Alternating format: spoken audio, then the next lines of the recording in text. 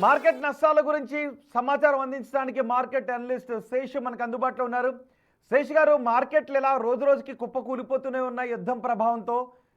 ఆ, ఎలా విశ్లేషించాలండి? మార్కెట్లు ఎప్పుడు కోలుకునే అవకాశం కనిపిస్తోంది?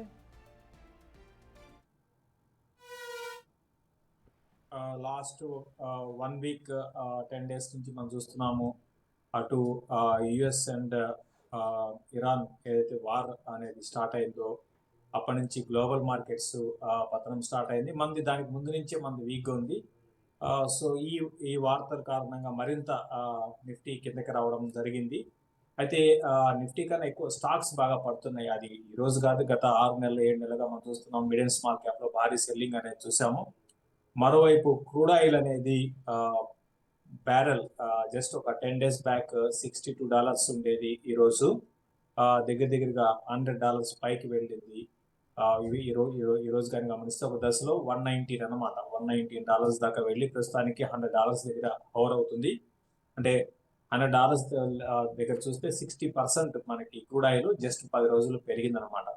ఇది ఓవరాల్ గా మార్కెట్స్ ని కరెక్షన్ కి తీసుకెళ్ళడానికి ఇదే ప్రధాన కారణము.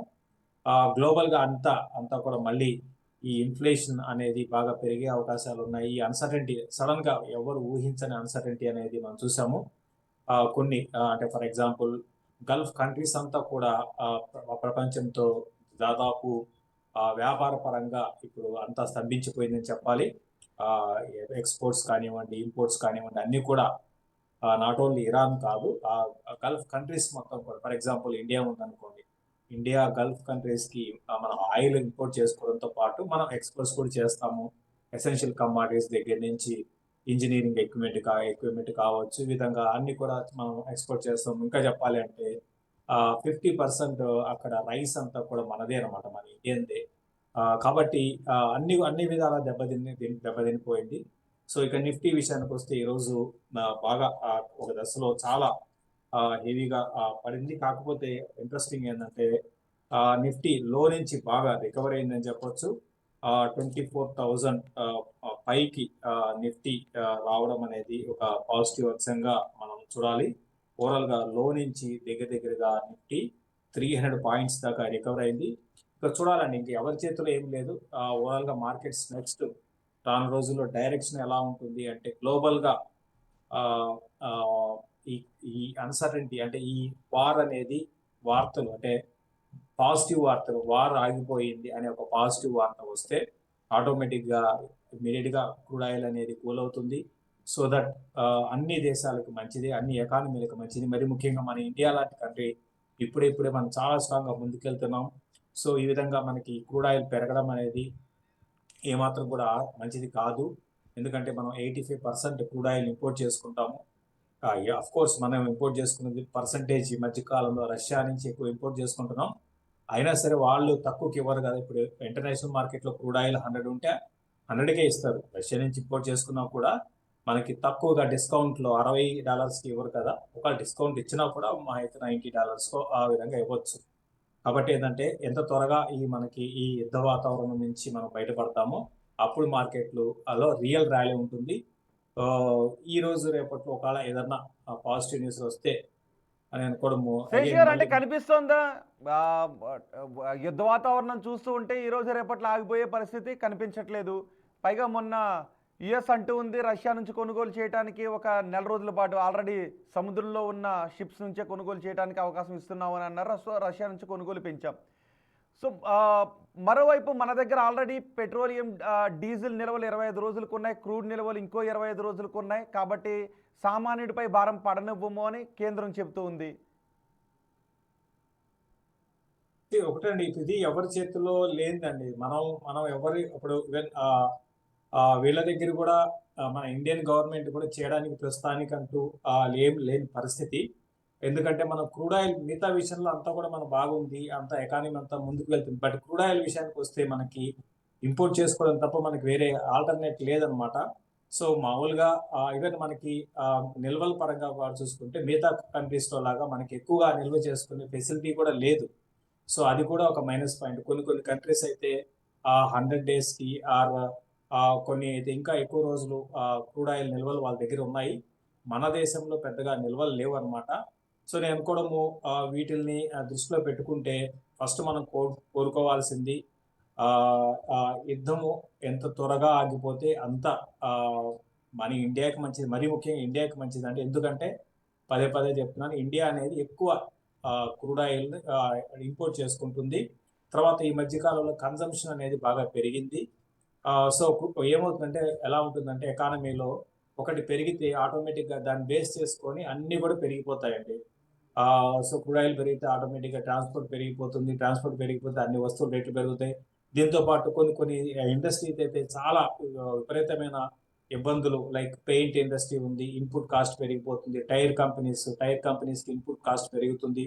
ఈ విధంగా చూసుకుంటే చాలా మేజర్ సెక్టార్స్ అన్నిటికి కూడా ఏంటంటే ఇన్పుట్ కాస్ట్ పెరిగిపోయి మార్జిన్స్ ప్రెషర్ ఉంటుంది. సో ఆటోమేటిక్గా కాస్ట్ పెరిగినప్పుడు కన్స్యూమర్ ఏం చేస్తాడు, కొనడం అనేది పోస్ట్ పోన్ చేసుకుంటాడు. కొనడం పోస్ట్ పోన్ చేసుకున్నప్పుడు బ్యాంకింగ్ లో యాక్టివిటీ తగ్గిపోతుంది. ఇట్లా ఈ విధంగా ఓవరాల్ ఎకానమీ అంతా కూడా డల్ అయిపోతుంది. సో అయినా కూడా ఏంటి అంటే మనకి ఇది ఎన్ని రోజులు ఉంటుంది, ఇక్కడ ఇంపార్టెంట్ ఏంటంటే సరే 1 వీక్ అయింది, ఇక నెక్స్ట్ 2-3 రోజుల్లో యుద్ధ వాతావరణం ఆగుతుంది అని అనుకుందాం. ఎందుకంటే ట్రంప్ పిచ్చోడు అని అందరికి తెలిసిందే. సేమ్ మరీ ముఖ్యంగా ట్రంప్ వచ్చిన దగ్గర నుంచి కూడా ఏంటి అంటే ఇది ఇంకా చెప్పాలంటే మన ఇండియాకి ఇంతకుముందు ట్రేడ్ వార్ అవన్నీ పెద్ద ఇండియాని ఎఫెక్ట్ చేయలేదండి, ఇది ఎక్కువ ఎఫెక్ట్ చేసింది. ఇరాన్ ఏమో కానీ ఇండియా బాగా ఎఫెక్ట్ అవుతున్న సందర్భం ఇది.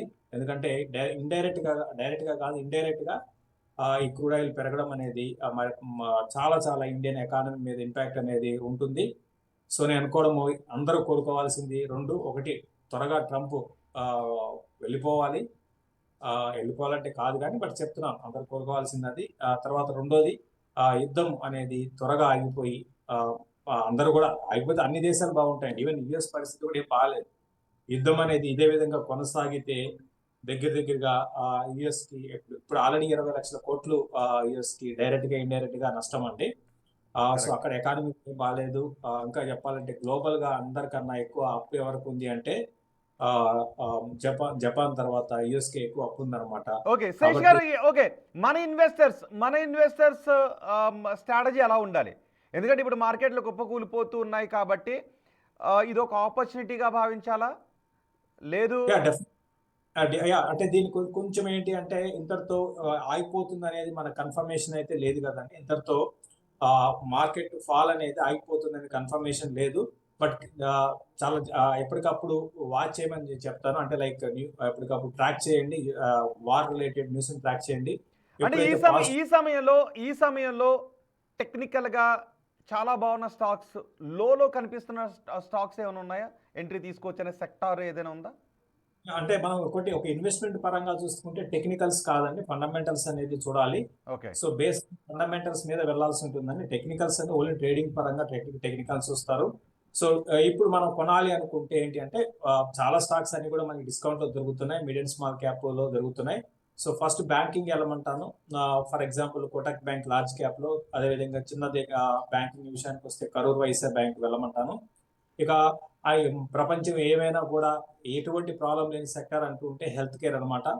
హాస్పిటల్స్ లో నారాయణ హృదయాల ఒకటి, హెచ్సిజి ఒకటి, ఇటువంటి కంపెనీస్ ని, అదేవిధంగా కిమ్స్ అని ఉంది, దాంతో పాటు ఎరిస్ లైఫ్ సైన్సెస్ అని ఉంది. ఇటువంటి కంపెనీస్ ని కొనుక్కోమని చెప్తాను. దీంతో పాటు వరుణ్ బెవరేజెస్ కావచ్చు, యునైటెడ్ బ్రీవరీస్ కావచ్చు, ఇటువంటి కంపెనీస్. ఎందుకంటే ఇప్పుడు సీజనల్ పరంగా మనకి సమ్మర్ చాలా స్ట్రాంగ్ ఉంది కాబట్టి ఇటువంటి కంపెనీస్ లో ఇప్పుడు రైట్ నౌ బై చేసుకోవచ్చు. ఓకే, కానీ నిజానికి యుద్ధ భయం ఇలాంటి పరిస్థితుల్లో కమోడిటీ మార్కెట్ చాలా ఎక్కువ ర్యాలీ ఉంటుంది అనుకున్నారు, కానీ ఆ స్థాయిలో ఇక్కడ గోల్డ్ కానీ సిల్వర్ కానీ ఎక్కువ, గోల్డ్ సిల్వర్ పెరిగిపోతుందని అనుకున్నారు కదా, కానీ ఆ స్థాయిలో గోల్డ్ సిల్వర్ రేటు కూడా పెరుగుతున్నట్టుగా కనిపించట్లేదు. లేదండి, ఎగ్జాక్ట్ గా యాక్చువల్గా ఏంటి అంటే ఆపోజిట్ డైరెక్షన్ లో ఉంటాయి అన్నమాట. అంటే ఎప్పుడైతే ఇటువంటి టైంలో, అంటే మరీ ముఖ్యంగా అన్సర్టెనిటీ ఉన్నప్పుడు, యుద్ధ వాతావరణం, యుద్ధాలు జరుగుతున్నప్పుడు స్టాక్ మార్కెట్స్ వీక్ అయ్యి గోల్డ్ సిల్వర్ అంటే ప్రెషియస్ మెటల్స్ అంటారు, దాని వైపు బయింగ్ వెళ్తుంది. అయితే ఇది ఆల్రెడీ పెరిగి ఉన్నాయి గోల్డ్ సిల్వర్స్. వాటి పెరగాల్సిన దానికన్నా మనకి లాస్ట్ ఒక 1.5 year లో అంటే ఇన్ని రోజుల్లో ఎప్పుడు లేని ర్యాలీ అనేది, హిస్టరీలోనే లేని ర్యాలీ అనేది లాస్ట్ 1.5 year లో మనం గోల్డ్ సిల్వర్లో చూసాము. కాబట్టి అక్కడ కొంచెం భయం వచ్చింది కానీ బట్ సస్టైన్ కాలేదు. నేను కూడా గోల్డ్ సిల్వర్లో ఇంకా పడడానికి అవకాశం ఉంది, పెరగడం పక్కన పెట్టి మళ్ళీ రేపొద్దున కొంచెం ఈ పాజిటివ్ న్యూస్ కానీ వచ్చి కొంచెం మళ్ళీ అంత పీస్ అనేది పీస్ స్టాక్స్ ఏమైనా స్టార్ట్ అయితే ఒక్కసారి గోల్డ్ సిల్వర్లో పానిక్ సెల్లింగ్ అనేది స్టార్ట్ అవుతుందండి. నేను కూడా ఫర్ ఎగ్జాంపుల్ సిల్వర్ కానీ గమనిస్తే ఇప్పుడు $82 దగ్గర ఉంది, బిలో 72 దాకా రావడానికి అవకాశం ఉంది. ఈవెన్ గోల్డ్ కూడా మన ఇంటర్నేషనల్ కాకుండా ఇండియన్ బాస్కెట్ లో నేను కూడా 1,20,000 దాకా కూడా గోల్డ్ అంతకిచ్చి కిందకి రావడానికి, అంటే ఇప్పుడే కాదు, నెక్స్ట్ ఒక 6 to 8 months లో చెప్తున్నా రావడానికి అవకాశం ఉంది. కాబట్టి గోల్డ్ సిల్వర్ లో ఇప్పుడే ఫ్రెష్ గా ఎవరు కూడా బై చేయొద్దని చెప్తాను. ఓకే. అంటే మిగిలిన స్టాక్స్లో కూడా ఇప్పుడు ఎంట్రీ తీసుకోవచ్చా, లేదు కంప్లీట్గా బౌన్స్ బ్యాక్ అయిన తర్వాత ఎంట్రీ తీసుకోవడం బెటర్ అంటారా? తీసుకోవచ్చు అండి, ఎందుకంటే బౌన్స్ స్టార్టింగ్ ఇనిషియల్ బౌన్స్ మనకి ఎవరికి ఇది అవకాశం ఇవ్వదు. కాబట్టి యాక్చువల్గా పడుతున్నప్పుడే కొనాలి. రిస్క్ అంటాం, రిస్క్ అనేది తీసుకుంటే రివార్డ్ కూడా అదే విధంగా ఉంటుంది. అయితే మనం ఎగ్జాక్ట్ గా ఏంటి అంటే, ఇప్పుడు సపోజ్ మనం ₹100 కొనాలి అనుకుంటే ఈ రోజు అంటే ఈ రోజు ఇట్లా పడినప్పుడు ఒక ₹30 ఇన్వెస్ట్ చేయడము, తర్వాత మళ్ళీ మనకి ఎగ్జాక్ట్ ఇది లో అనేది బాటం అనేది ఎవరు కూడా ప్రపంచంలో ఎవరు కూడా చెప్పరు. కాకపోతే ఉన్న అన్నిట్లో కూడా మనం ఉన్న కంపెనీస్ లో ఏది వాల్యూ ఇంకా ఉంది, ఏది ఇంట్రెన్సిక్ వాల్యూ దగ్గర ఉంది, ఆ ఇంట్రెన్సిక్ వాల్యూ కన్నా తక్కువ దొరుకుతుంది, ఏది ఫండమెంటల్ గా బాగుంది, దేనికి భవిష్యత్తు బాగుంటుంది, ఈ అంచనాలు వేసుకొని మనం స్టాక్స్ ని పిక్ చేసుకోవాల్సి ఉంటుంది. ఇంతకుముందు నేను చెప్పినట్టుగా ఎగ్జాక్ట్ గా లోలో ఎవరు కొనలేరు కాబట్టి ఎటువంటి పతనంలో కొనడం అనేది అవసరం, కొనాలి కూడా. బట్ అది కూడా ఏంటి అంటే 3 to 4 years టైం పెట్టుకోండి. ఈ 1 month లో 1.5 month లో ఈ ప్రాబ్లమ్స్ అన్ని సాల్వ్ అయిపోయి మళ్ళీ క్రూడ్ ఆయిల్ మళ్ళీ బిలో $80 కి రావడానికి అవకాశం ఉంటుంది. ఎందుకంటే క్రూడ్ ఆయిల్ అనేది లాంగ్ టర్మ్ బేసిస్ లో చూసుకుంటే పెద్ద అటు ఈవీ పరంగా కానివచ్చు, తర్వాత ఈవెన్ మన ఇండియా కూడా ఏంటి అంటే ఒకప్పుడు ఒక కొన్ని దేశాల మీదే క్రూడ్ ఆయిల్ మీద ఆధారపడింది. ఈ రోజు 40 దేశాల నుంచి మనం ఇంపోర్ట్ చేసుకుంటున్నాం. మనం ఒకరి మీద ఆధారపడలేదు, 40 దేశాలండి. ఒకప్పుడు మనకి 10-12 దేశాల మీద ఆధారపడ్డాం. బట్ ఈ రోజు 40 కంట్రీస్ నుంచి మనం క్రూడ్ ఆయిల్ ఇంపోర్ట్ చేసుకుంటున్నాము. కాబట్టి మరోవైపు ఈ ట్రాన్స్ఫర్మేషన్ అనేది అంటే లైక్ టువర్డ్స్ ఈవీ వైపు వెళ్తున్నాము. సో ఇది నెక్స్ట్ 4-5 years జరుగుతుంది. కాబట్టి మన ఎకానమీ పరంగా అయితే నాకైతే చాలా స్ట్రాంగ్ ఉన్నాను. ఎకానమీ అనేది భారీగా ముందుకు వెళ్ళిపోయే అవకాశాలు ఉన్నాయి. దట్ అంటే సబ్జెక్ట్ ఈ క్రూడ్ ఆయిల్ మాత్రం బిలో 80 ఉండాలన్నమాట, అది మనకి అవసరం. రైట్. ఒకవేళ ఇంకా ఇంకా పడితే నిఫ్టీ ఎంతవరకు పడే అవకాశం ఉంటుంది? బహుశా ఈరోజు నిఫ్టీ 422 పాయింట్లు పడింది, 24,028 దగ్గర ట్రేడ్ అయింది. బ్యాంక్ నిఫ్టీ కూడా భారీగా పడింది, 1763 పాయింట్లు పడింది. సెన్సెక్స్ 1352. బ్యాంక్ నిఫ్టీ కూడా ఈ స్థాయిలో పడిపోవడానికి కారణం ఏంటి? ఆబ్వియస్ గా ఇన్ని రోజులు నిఫ్టీని అంటే బ్యాంకింగ్ ఆపిందండి. అంటే నిఫ్టీలో వెయిటేజ్ కానీ గమనిస్తే 33% బ్యాంకింగ్ దానికి బ్యాంకింగ్ సెక్టర్ కి వెయిటేజ్ ఉంది. సో ఆబ్వియస్ గా ఇంత ప్యానిక్ వచ్చినప్పుడు అన్ని పడతాయి. అయితే ఇంట్రెస్టింగ్ ఏంటంటే ఇంత నిఫ్టీ లో నుంచి బాగా రికవర్ అయింది, చాలా చాలా స్ట్రాంగ్ గా రికవర్ అయిందని చెప్పొచ్చు. ఎందుకంటే ఈ రోజు లో గాని గమనిస్తే దగ్గర 23,700 బిలో వచ్చింది అనమాట. అంటే 23,700 దాకా వచ్చింది. అంటే అక్కడి నుంచి మళ్ళీ 24,000 పైకి వచ్చింది. కాబట్టి ఓవరాల్ గా క్లోజింగ్ అనేది పాజిటివ్ క్లోజింగ్ అని చెప్తాను. అంటే మనకి 23,800 అనేది గతంలో చాలా సందర్భాల్లో ఇక్కడికి వచ్చి మళ్ళీ బౌన్స్ అయింది. బట్ ఈ టెక్నికల్స్ ఇవన్నీ కూడా ఏం పనిచేయవండి, ఇవన్నీ కూడా మనం మాట్లాడుకోవడానికి తప్ప ఇవన్నీ ఏం పనిచేయవు. ఇదంతా ఏంటంటే న్యూస్ బేస్డ్ మూవ్స్ అంటాం. అంటే బిగ్ మూవ్ ఎయిదర్ సైడ్, పడినా పెరిగినా కూడా ఎయిదర్ సైడ్ ఉంటుంది. రేపు పొద్దున ఇంకా అయిపోయింది, ఇంకా మేము ఇరాన్ తో మేము యుద్ధం చేయమని ఒక్కసారి స్టేట్మెంట్ వస్తే ఆటోమేటిక్ గా 15-20% కూడా క్రాష్ అయిపోతుంది. స్టాక్ మార్కెట్స్ బౌన్స్ అవుతాయి. ఇండియన్ మార్కెట్స్ కూడా ఒక 500-600 అంటే పాయింట్స్ ఇమీడియట్ గా రికవర్ అయ్యే సెక్టార్ ఏంటి? ఇమీడియట్ గా రికవర్ అయ్యే సెక్టార్ ఏది ఒకవేళ యుద్ధం ఆగిపోతే? యుద్ధం ఆగిపోతే ఏవైతే బాగా క్రూడ్ ఆయిల్ బేస్ చేసుకొని బాగా పడ్డాయో అవే పెరుగుతాయండి. అన్నిటికీ పాజిటివ్ అంశాలు అనుకోవచ్చు. ఇమీడియట్ గా పెరిగేవి అంటే దాదాపు అన్ని పెరుగుతాయి. ముఖ్యంగా బ్యాంకింగ్ పెరుగుతుంది, ఆటోమొబైల్ పెరుగుతుంది. సో ఇట్లా టైర్ కంపెనీస్ పెరుగుతాయి, పెయింట్ కంపెనీస్ పెరుగుతాయి. ఏవైతే ఇన్పుట్ కాస్ట్ పెరుగుతుందో పెరిగి పడిన స్టాక్స్ ఉంటాయి, అవన్నీ కూడా ఇన్పుట్ కాస్ట్ తగ్గిపోతుంది అనుకుంటే మళ్ళీ పెరిగిపోతాయి. ఓకే. శేఖర్, ఫైనల్గా అంటే ఇప్పట్లో గోల్డ్ సిల్వర్ జోలికి వెళ్లకుండా ఉండడమే బెటర్ అని అంటారు, రైట్? ఎగ్జాక్ట్లీ అండి. చాలా మంది ఏంటంటే సరే యుద్ధం స్టార్ట్ అయిపోయింది కదా, ఇవన్నీ మార్కెట్లో ఎప్పుడు డిస్కౌంట్ లోనే ఉంటాయి. అంటే నెక్స్ట్ 2 ఏళ్లలో ఏం జరుగుతుందో ఈ రోజు ముందు ఆలోచిస్తుంది, ఊహిస్తుంది. సో కాబట్టి ఏంటంటే ఇప్పుడు ఈ అయిపోయిందండి. ఇంకా వార్ అనేది దాదాపు అయిపోయింది అని తెలుసుకున్న రోజు దానికంటే ముందే ఇవి పడిపోతాయి గోల్డ్ సిల్వర్ లో. కాబట్టి డిమాండ్ అక్కడ ఒకటి, నిజంగా గోల్డ్ అండ్ సిల్వర్ కి డిమాండ్ ఉండి పెరిగితే మనం కొనొచ్చు, కానీ ఇక్కడ డిమాండ్ అంత లేదండి. ఒక 1 year లో 40% 50% గోల్డ్ పెరిగేంత డిమాండ్ లేదనమాట. ఈవెన్ సిల్వర్ లో కూడా అంత డిమాండ్ లేదు. ఓకే. కాబట్టి అంటే ఇదంతా పెరిగిందంతా కూడా హైలీ స్పెక్యులేషన్. తర్వాత సెంట్రల్ బ్యాంక్స్ కొంత కొన్నాయి. హ్మ్. అదొక ఒకటే తప్ప వేరేది కారణము నిజంగా అంత డిమాండ్ వచ్చేసి పెరగాల్సింది గోల్డ్ సిల్వర్ అయితే నాకైతే కనపడలేదు. ఓకే. ఫైనల్‌గా అంటే ఒకవేళ ఇరాన్ యుద్ధం ఆగిపోయినా ట్రంప్ మూడ్ మాత్రం యుద్ధాల వైపే ఉంది కాబట్టి ఆహ్, మార్కెట్‌లో ట్రంప్ ఉన్నంత కాలం మార్కెట్‌కి మంచి రోజులనే ఇన్వెస్టర్స్ అనుకునే అవకాశం ఉంటుందా? ఇరాన్‌తో యుద్ధం ఆగిపోయినా?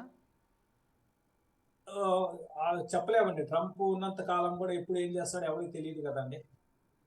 సో ట్రంప్ నిర్ణయాలు ఎలా ఉంటాయంటే ఎవరు ఊహించని అన్ఎక్స్పెక్టెడ్ ఎవరు ఊహించని అసలు ఊహకు నిర్ణయాలు ఉంటాయన్నమాట. అన్ఎక్స్పెక్టెడ్ ఏదో చేస్తాడు. సో ఈ రోజు మన వెనిజువేలా అయిపోయింది, అది పెద్ద ఇష్యూ కాలేదు. ఆ తర్వాత ఈ రోజు ఇరాన్ అన్నాడు, రేపు ఇరాక్ అనొచ్చు, లేకపోతే రేపు ఇంకో కంట్రీ అనొచ్చు. సో ఈ విధంగా ఏంటి అంటే అక్కడ ఎకానమీ పరిస్థితిని అంటే అక్కడ ఎకానమీ బాగాలేదు, దాన్ని ఏ విధంగా ముందుకు తీసుకెళ్లాలని పక్కన పెట్టి, సో ఈ విధంగా ఇప్పుడు ఒక దేశాన్ని అంటే ఇప్పుడు ఇరాన్ని తీసేసుకుంటే ఇరాన్ని మనం యుఎస్ చేతిలోకి వస్తే ఆ క్రూడ్ ఆయిల్ అంతా వాడుకో, ఇటువంటి ఆలోచనతో ట్రంప్ ఉన్నాడు. కాబట్టి చెప్పలేమండి. ఇప్పుడు ఆయన రేపొద్దున ఏం చేస్తాడో తెలియదు మనకి. కాబట్టి ట్రంప్ ఉన్నంత కాలం ఇటువంటి వోలటాలిటీ అనేది, ఇటువంటి అన్సర్టెనిటీ అనేది స్టాక్ మార్కెట్ల పరంగా కాదు, దేశాల మీద దేశాలే కుప్పకూలిపోతున్నాయి. ఈరోజు మనం గల్ఫ్ రైట్. కంట్రీస్‌కి మనకి చాలా వ్యాపార సంబంధాలు ఉన్నాయండి. క్రూడ్ ఆయిల్ పక్కన పెడితే మనం చాలా ఎక్స్‌పోర్ట్స్ చేస్తాం. స్పైసెస్ దగ్గర నుంచి, షింప్ దగ్గర నుంచి, తర్వాత రైస్ దగ్గర నుంచి, బాస్మతి రైస్ కావచ్చు. తర్వాత మన బ్రాండ్స్ అక్కడ చాలా పాపులర్ అండి. సో మన కంపెనీస్‌కి, ఎఫ్ఎంసీజీ కంపెనీస్‌కి ఇబ్బంది అవుతుంది. చాలా ఈ విధంగా అన్ని కంపెనీస్‌కి అందరూ ఒకటి దెబ్బతింటే అందరూ దెబ్బతింటారు అన్నట్టుగా. సో కాబట్టి ఏందంటే ఇది మంచి పరిణామం అయితే రైట్. కాదు. దీంట్లో హాస్పిటాలిటీ ఇండస్ట్రీ చాలా దెబ్బతింటుంది. సో దాదాపు మనం చూస్తున్నాము హాస్పిటాలిటీ దెబ్బతింటుంది. తర్వాత ఏవియేషన్ ఒకటి హ్మ్. చాలా మరి ముఖ్యంగా మన ఇండియాలో గాని గమనిస్తే ఈ ఎయిర్ టర్బైన్ ఫ్యూయల్ గాని పెరిగిందంటే మళ్ళీ ఇండిగో లాంటి కంపెనీస్ చాలా ఇబ్బంది ఫేస్ చేసే అవకాశాలున్నాయండి. Right. Thank you very much Satish గారు. యుద్ధం నేపథ్యంలో కుప్పకూలుతున్న స్టాక్ మార్కెట్స్ గురించి, ఇన్వెస్టర్స్ ఎలాంటి వ్యూహంతో ఉండాలి అనే విషయం గురించి సమాచారం అందించినందుకు, గోల్డ్ సేఫ్ బెట్ కాదు అనే అభిప్రాయాన్ని శేషు గారు వ్యక్తం చేస్తున్నారు. అండ్ యుద్ధం ఆగిపోయిన తర్వాత మార్కెట్లో మళ్ళీ బౌన్స్ బ్యాక్ అయ్యే అవకాశం ఉంటుంది కాబట్టి మార్కెట్లో ప్రతి ఫాల్ ఒక ఆపర్చునిటీగా తీసుకోవచ్చు, కానీ కొంత కాషియస్గా ఉండాలి అనే అభిప్రాయాన్ని ఆయన చెప్తున్నారు.